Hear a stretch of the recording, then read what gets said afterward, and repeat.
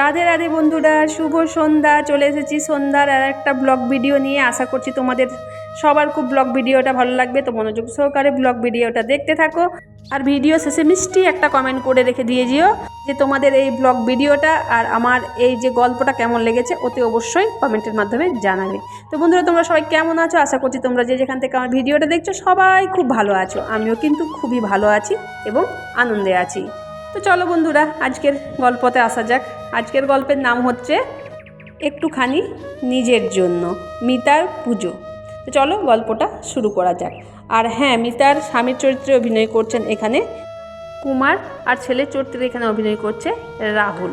তো চলো গল্পটা শুরু করি। পাড়ার মোড়ে আবার ঢাকের আওয়াজ ভেসে আসছে। এখানে মিতা জানে এবার পুজো আর মাত্র কয়দিন। আকাশে সাদা সাদা মেঘের ভেলা দেখে মনটা হালকা হয়ে ওঠে ঠিকই, কিন্তু পুজোর ব্যাগ গোছাতে বসে কোথায় যেন একটু ভার জমে থাকে।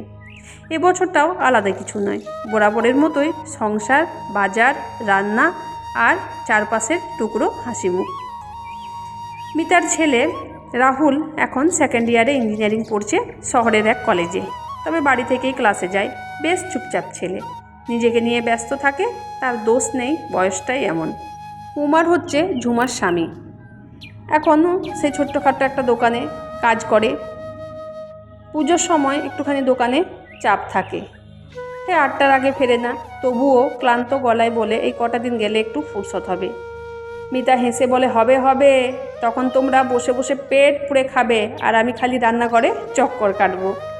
এমনই হাসির ফাঁকে এবার মিতা নিজের জন্য 4খানা শাড়ি কিনেছে। শাড়িগুলোর আলাদা আলাদা রঙ, কোনোটা ছাপা, কোনোটা লাল রঙের, আবার কোনোটা হচ্ছে তোমার নীল রঙের শাড়ি। নিজের জন্য নাইটিও কিনেছে, আবার চুড়িদারও কিনে নিয়েছে। ছেলের জন্য কিনেছে জিন্সের প্যান্ট, শার্ট, গেঞ্জি, আর বরের জন্যও কিনেছে একটা শার্ট আর পারফিউম। ছেলে বলেছে, মা তুমি না এক কাজ করো, খামোখা এসব কেন মা, আমি নিজেই ম্যানেজ করে নিই। বর কুমারও বলছে যে তুমি নিজের জন্য কিনেছো, এটা আমার খুব ভালো লেগেছে, আমাদের জন্য আবার কেন কিনতে গেলে? মিতা তখন কাপা গলায় বলে উঠল যে পুজোটা হচ্ছে সবারই মনে হয় পুজোতে একটুখানি আনন্দ করি, একটুখানি নতুন জামা কাপড় পরি, ভালো থাকি। আর তোমরা যদি না সাজো তাহলে আমার কিন্তু ভালো লাগে না। এটাই হচ্ছে মিতার কথা। কিন্তু একটা নাম নেই সেই তালিকায়, সে হচ্ছে মা। মা এখনও বেঁচে আছেন, বাপের বাড়িতে একা থাকেন, বাবা মারা গেছেন অনেক দিন আগে।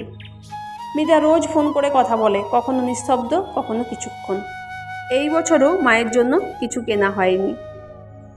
মনের মধ্যে কাটার মতো বিঁধে থাকে। ছেলে, সংসার, বাজার, ওষুধ, দোকান, সব হিসেব মিলে কিন্তু একখানা শাড়ি কেনার সামর্থ্য থাকে না মার জন্য। মিতা জানে মা কিছু বলবে না, তবু তার ভেতরটা কেমন খালি খালি লাগে। একদিন সন্ধ্যায় কুমার এসে বলে, মিতা এই যে তুমি এবার নিজের জন্য শাড়ি কিনেছো, ভালো লাগলো, আগের বছরগুলোতে তো কখনো নিজের কথা ভাবোনি। মিতা মাথা নিচু করে বলে, নিজেরটা তো হলো, কিন্তু মায়ের জন্য কিছু করতে পারলাম না, এইটুকু কষ্টটা থেকে গেল। কুমার চুপ করে পাশে বসে, কিছু বলে না।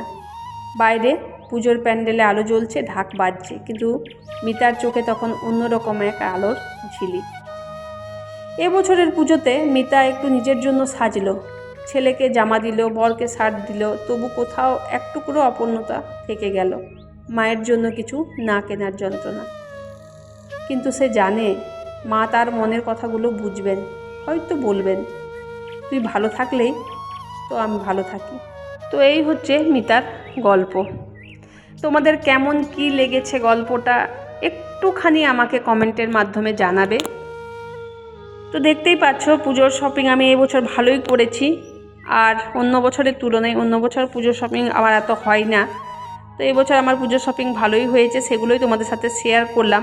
তো শুধু এমনি শাড়িগুলো দেখালেই তো হয় না, তো ভাবলাম চলো আজকেও একটা গল্প তোমাদের সাথে শেয়ার করি, যেটা হচ্ছে মিতার এবছরের পুজো। গল্পটা যদিও খুব ভালোভাবে তোমাদের সাথে শেয়ার করে উঠতে পারিনি, কারণ যখন কথাগুলো আমি বলছিলাম তখন ভেতরে খুব কষ্ট হচ্ছিল, সেই জন্য গল্পটা সেমনভাবে সাজিয়ে তোমাদের সাথে পরিবেশন করা হলো না। তো চলো দেখো, পরবর্তী পর্বে গল্পটা নিশ্চয়ই ভালো আনার চেষ্টা করব।